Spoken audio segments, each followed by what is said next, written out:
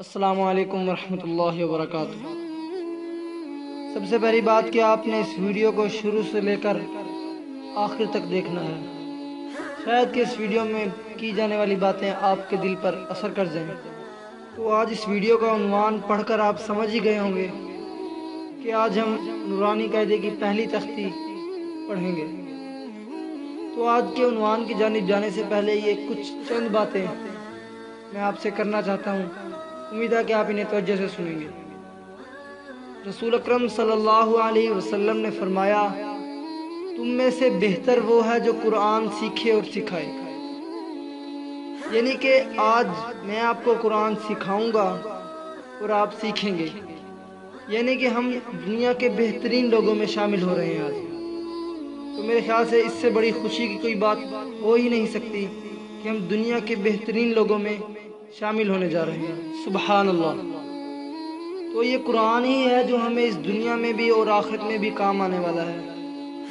اس کی وجہ سے ہم دنیا میں بھی کامیاب ہو سکتے ہیں اور آخرت میں بھی کامیاب ہو سکتے ہیں۔ تو ہم اس دنیا کی تعلیم کو حاصل کرنے کے لیے کیا کچھ نہیں کرتے، ہر ممکن کوشش کر دیتے ہیں کہ ہم کوئی نہ کوئی ڈگری حاصل کر لیں، حالانکہ یہ قرآن ہمیں دنیا میں اور آخرت میں ہمیں بلند کرے گا، ہمیں اچھا مرتبہ دے گا، جس کی کوئی ہمیں فکر ہی نہیں آج۔ اللہ کی رسی کو مضبوطی سے تھام لو، نہ تم گمراہ ہوگے اور نہ ہی بدبختی میں مبتلا ہوگے۔ عنوان کی جانب جانے سے پہلے میں آپ کو یہ بتانا چاہتا ہوں کہ ویڈیو کے آخر میں اس تختی کے متعلق میں آپ سے کچھ ضروری باتیں کروں گا، جس سے آپ کو انشاءاللہ بہت فائدہ ہوگا۔ تختی نمبر اول، حروف مفردات۔ اس تختی میں جو ہم حروف پڑھیں گے ان کو حروف مفردات کہتے ہیں۔ بسم اللہ الرحمن الرحیم، الف با تا ثا جیم حا خا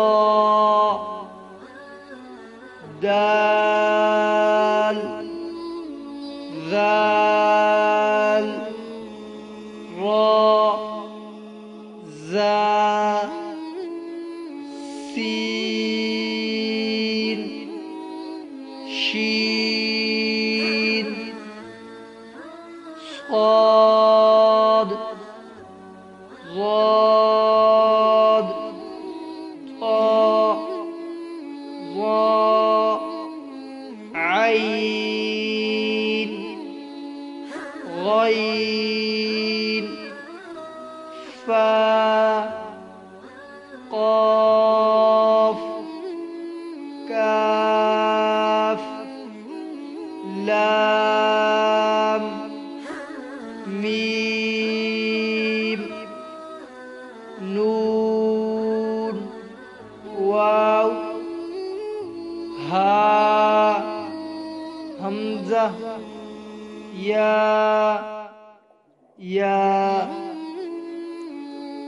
یہ حروف جو ہم نے ابھی پڑھے ہیں انہیں حروف مفردات کہتے ہیں، اور یہ بنیاد ہے۔